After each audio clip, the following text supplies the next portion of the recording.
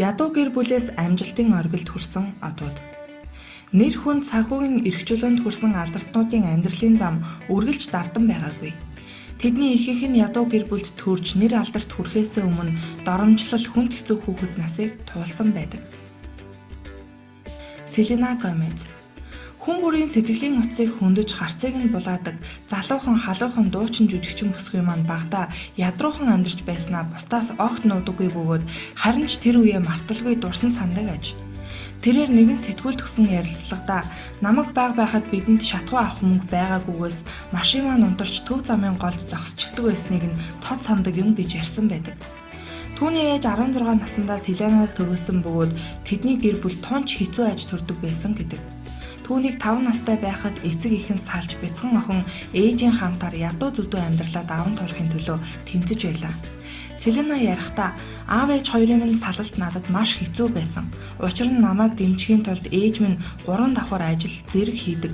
Амархан битгий хэл уулзахч завгүй байдаг байсан хэмээжээ. Тэд зөвхөн аяг хоолтой байхын төлөө тэмцэж байв.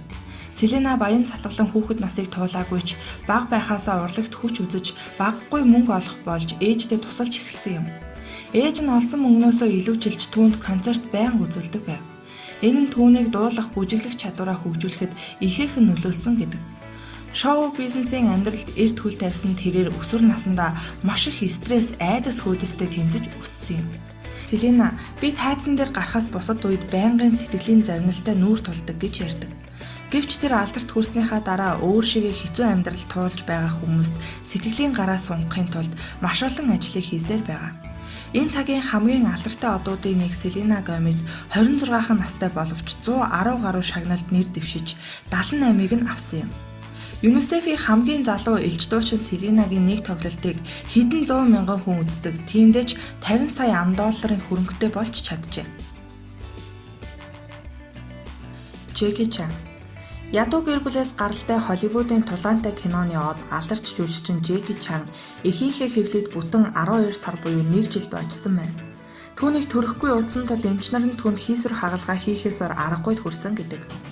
Тулааны мастер маань төрөхдөө 50 кг 400 г жинтэй гарсан гэдэг. Түүний эцэг эх нь үнэхээр ядуу байсан тул хүүхдээ англи их баригч эмчтэй $26 зарахыг оролдож байжээ. Гэвч тэгээгүй. Аав нь тагнуулж ээж нь хар тамхины 8-чин байсан тухай баримтч байдаг байна. Джекиг 7 нас хүрдэг жил эцэг эх нь ажил олж хийхээр Австралиг зорж хүүгээ Хонконгийн хүүхэд асрах газар үлдээжээ. Тэрээр энд байхдаа сургуулийнхаа багшийг уурлуулснаас болж хамраа хуглуулж том хамарт гэдэг хочтой болсон гэдэг. Мөн сургуульдаа тэрээр тулааны урлагаар хичээллэж жүжиглэх урлаг болон акробатын дугууланд сурсан юм. Хонконгийн нэртэй жүжигчин хизээд авиас чадвар шаардсан акробат тулааны үзүүлбэр болон хошин өнгө аясаараа үзэгчдийг байлдан дагуулсан чадварлаг жүжигчин юм. Тэрээр 1960 оноос хойш өдгөө хүртэл нийтдээ 160 гаруй кинонд дүрээ мөнхөлжээ. Хийж буй ажилдаа чин сэтгэлээ зориулан хийдэг нь түүний олон үйлдэлээс харагддаг. Бүхнийг өөрийн гараар нягт нямбай хийх дуртай тэрээр нэгэн үзэгдлийн зураг авалт дээр хамгийн олон удаа дүүбэлцсэн хүнээр тодорч Гиннесийн номонд бичигдсэн байдаг аж. Киноныхаа бүхэл зүйлсийг өөрөө хийх дуртай түүний музей Шанхайд байдаг бөгөөд биенийхээ бүх ясыг дор хаяж нэг удаа хугалж байжээ.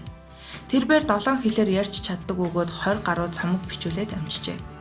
Хоёрхан төрлийн зүйлээс айдаг тэрээр хурц үзүүртэй зүйл болон олон хүний өмнө ярихаас ихэд айдаг байжээ. Өдгөө 65 настай Джеки Чан кинонд тоглож дуу дуулж цомог гаргасаар байгаа нь үнэхээр гайхалтай. Том Круз.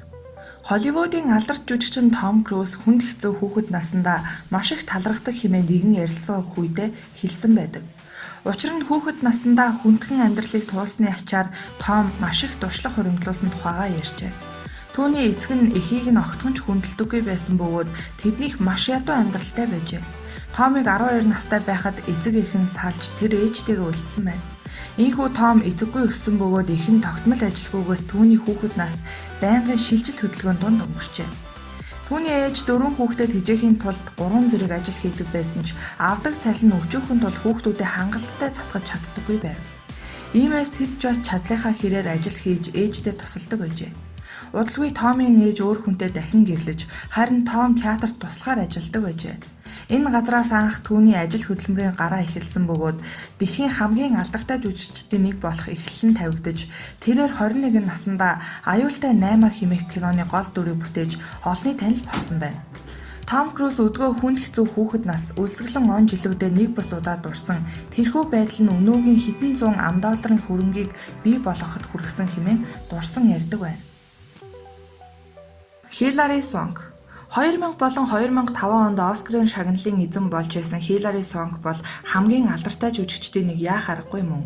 Хилари хар балчраасаа л ээжтэйгээ хамт амьдарч байсан бөгөөд тэд маш ядуу байжээ. Түүний амьдралын эхний жилүүд аимшигтай байсан гэж хэлж болно. 6 настай байхад нь аав нь орхиж явсан бөгөөд нарийн бичиг ажилдаа ээж нь 2 хүүхдэд хижээх гэж нэлээдгүй зүдэрч байв. Тэд хөлсөлдөг байсан байрныхаа мөнгийг ч төлж чадахгүй хүрв. Ядуу зүдүү байдалтайгаа тэмцэхийн оронд ээж нь жүжигчин болох мөрөөдөлтэй охиноо аваад Лос Анжелесыг зорив. Хилари жижиг дүр авч мөнгөтэй болтол тэд машиндаа амьдарч байжээ. Олсон хэдэн төгрөгөөрөө жижиг өрөө хөлсөн суух болсон хэдий жүжигчдийн сургуулаа төгсөлгүй хайсан юм. Түүнийг 15 настай байхад ээж нь бүр мөсөн ажилгүй болсон тул тэр үеэс эхлэн Сванк ажил хийж эхэлсэн гэдэг. Тэд өөрсдийн гэсэн гэр орон байхгүй байсан учраас зарим үед машинд эсвэл найз нөхдөөндөө хоног төөрөлдөг байв. Түүнийг сургууль байхад ядуу гэж маш их шоолж дарамжилдаг байсан тухайга гунигтайгаар ярьдаг аж. Тэрээр хүн бүрт ад үзэгдэх ямар байдгийг би хүүхэд байхасаа л ясмахандаа шингэтэл ойлгосон гэжээ.